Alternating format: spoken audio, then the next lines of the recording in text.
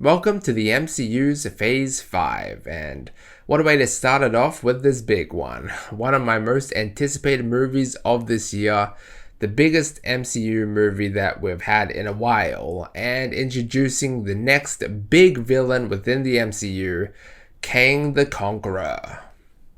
Was it fun? Yeah. Was it visually stimulating? Yeah. Were there times of urgency? Yes. Was the story interesting? Yes. But did it meet the expectations of an MCU fan or go above and beyond? No, it didn't.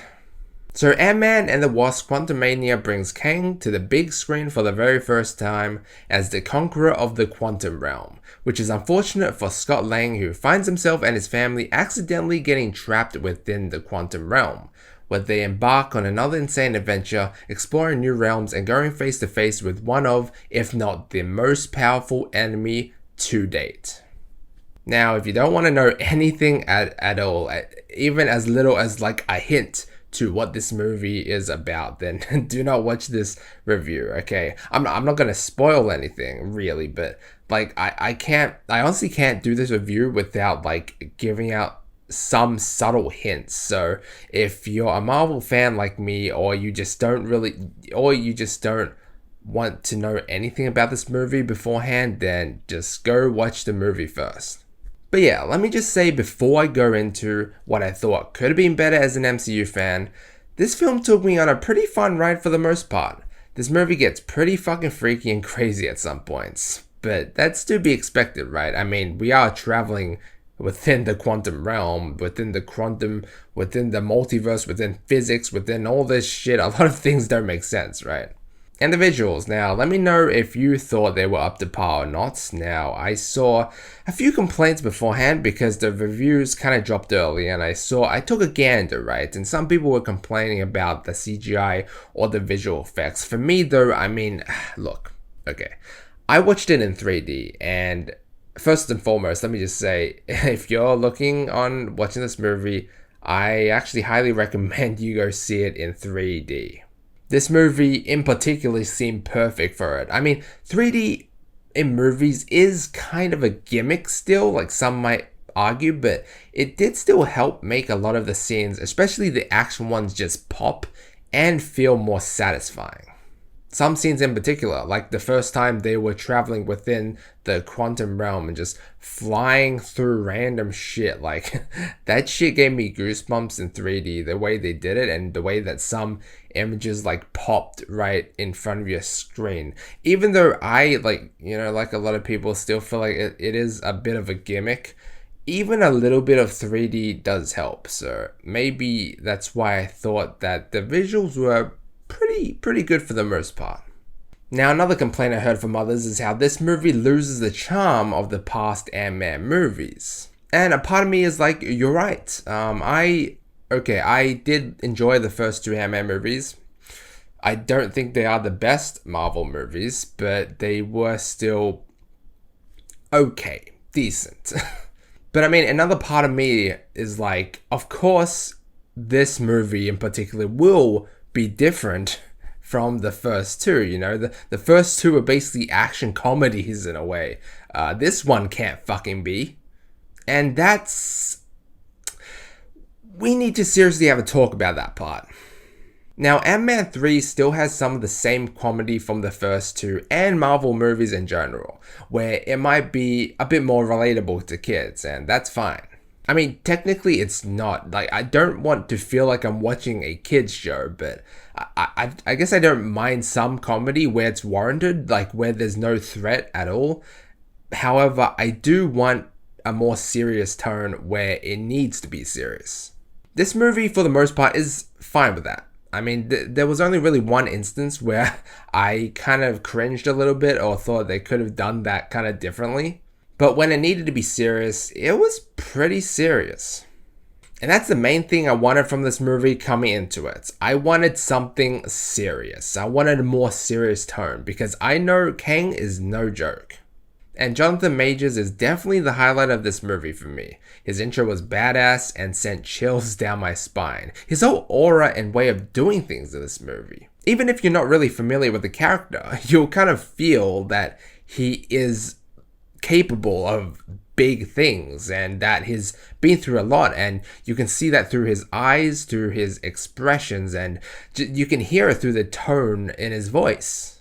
Very different from his other variant in Loki, that's for sure. And Jonathan Majors as him, man, he just keeps me begging for more, I swear. Kang comes in pretty late in the movie, but I don't think that's a bad thing though. It builds him up, right? And when he finally arrives, bam. At first, I thought there wasn't really enough of him in this movie. I still kind of think that, but listen, okay. I don't know how many of you are like similar, but like I was so intrigued of this new big villain, right? Kang the Conqueror. I was so intrigued and interested about his character, that I read a lot of it about his backstory online. And I mean, even though we do get a bit of his story in the Loki finale episode and in this movie, I wish we just kind of got more of him, like more of an origin story. For example, before he came a conqueror. I mean, maybe we don't even need that, A lot of it was hinted in this movie, but that's what I mean. Like, this movie just has me begging for more Kang. But hold on a minute. I think I'm forgetting someone. Yeah. Now, I'm not really particularly fond of this MODOK guy or know much about him. I did read a little bit about his backstory online and stuff like that, but I kind of did really like what they did with him in this movie. I just feel like they really embraced his utterly ridiculous and silly design, and I liked how it made a lot of sense within the Ant-Man stories. And I mean, it is different to the comics, I believe, but I mean, that's fine, like that's like the MCU, the MCU is not exactly like the comics. So, and I do feel like the stars of this movie were the villains, and that's a good thing, and that's exactly what I wanted coming into this one. But still, they could have still been done better, and here is my main gripe, okay? Feel free to tell me your main gripes down below, because apparently, like I said, I saw some of the review scores beforehand. A lot of the more privileged critics get to view the movie before the general public. I wish I was one of those, god damn it. But I saw that it didn't really do too well online, so I'm sure a lot of you all have gripes, right? For me, okay, there are minor ones, like it was kind of messy, but that really doesn't matter. It really doesn't matter that much because the quantum realm is messy. Oh yeah, and Janet Van Dyne didn't get much to do in this movie at all. She was in the quantum realm for however long she was in, like fucking 20, 30 years or something. We saw her special healing powers at the end of Ant-Man 2, yet in this movie, she was really only used as a storytelling dummy. Holy crap, I just realized. I nearly forgot to point that out. So much of the interesting shit, like her time in the quantum realm, wasn't really shown at all. It could have been just the flashbacks, but there weren't. I mean, there was like one major flashback, but still, I thought there could have been more. Mostly showing how she dealt with you-know-who throughout all those years. Wow, that's yeah, okay. Listen, okay, this movie, I did feel like it was a bit rushed. It could have been longer to, show more of the character. There were a lot of characters in this movie, and maybe like slow things down a bit. It was a bit rushed, a little bit too rushed for my liking. But no, that's not my main gripe, okay? My main gripe is that, in this movie, this was one of those movies, right? And rightly so, right? Where I really wanted the bad guys to do well. And I really wanted something bad to happen at the end, or for this movie to have a bittersweet ending, or have an ending very similar to how you would feel, or you felt after watching Avengers Infinity War. Yeah, remember that? That got a lot of people talking, and if this movie went in the direction I probably would have liked it, would have envisioned it, or would have wanted the movie to go, and a lot of people speculated coming into this one, it would have got a lot of people talking as well. But instead, it won't. And nobody will probably talk about this movie. This movie felt more of like a story filler than anything else. One that's really like prepping us and preparing us for the future, and that's mostly it. Sure, I felt some of Kang's wrath in this movie and some of the insane powers that he had, but the end just wasn't really realistic at all. And I know, talking about realism in a superhero movie, I know, but I mean, I'm talking about realism in a superhero movie. That doesn't make much sense. Let me just say the direction that it goes, okay, I can't spoil it. I refrain from talking spoilers, okay. Let's just say the direction, oh my god, what am I, okay, it's midnight, it's hot as hell in my room, give me a break, my brain is fucking malfunctioning, okay. Okay.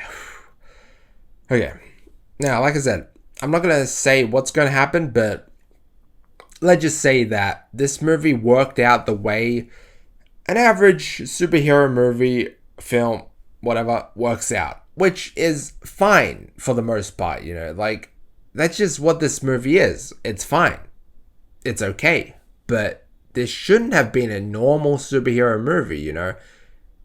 With the introduction of the next big thing, it should have been much more. Maybe in another timeline, it could have ended the way I wished it could have ended. Ultimately, Ant-Man and the Wasp: Quantumania was a pretty fun ride for the most part. It was a decent movie, okay? It was decent. It was an epic with some scenes that were pretty exhilarating. The story was also very intriguing and fun to follow at times, but I just felt like it could have been so much more. The villains were the stars of the show, but even then I thought they weren't shown to their full potential. And the film's ending went in a direction that I hoped it wouldn't have gone, judging off of the nature of this new villain. I'm going to give Ant-Man and the Wasp: Quantumania a B+. Only giving it a B+, because that's what I gave Multiverse of Madness and Black Panther 2 as well. Black Panther 2 was okay, decent. Multiverse of Madness didn't deliver, just like this one. Or should I say, similar to this one, doesn't meet the expectations of an MCU fan. That's why I rated them the same. I mean, if this met expectations, definitely an A score, an A grade, but since it didn't, B or B+, whatever. I'm just giving it a B+, because I feel the same as the Multiverse of Madness, and I gave that film a B+ as well. So if I gave this a B, it would mean I like this less than Multiverse of Madness, but I kind of feel the same with them. That's why I'm giving them a B+. Does that make sense? I hope it does. But man, I kind of knew, like, even before seeing the first review scores for this movie, that it might not live up to expectations, you know. There's a big bar to reach, you know, after Thanos and Infinity War, of course, and so far, none of the movies have met that bar. Like I said, with, you know, Multiverse of Madness as an example. Movies that I thought were good, were decent, but they should have, they weren't as good as they should have been.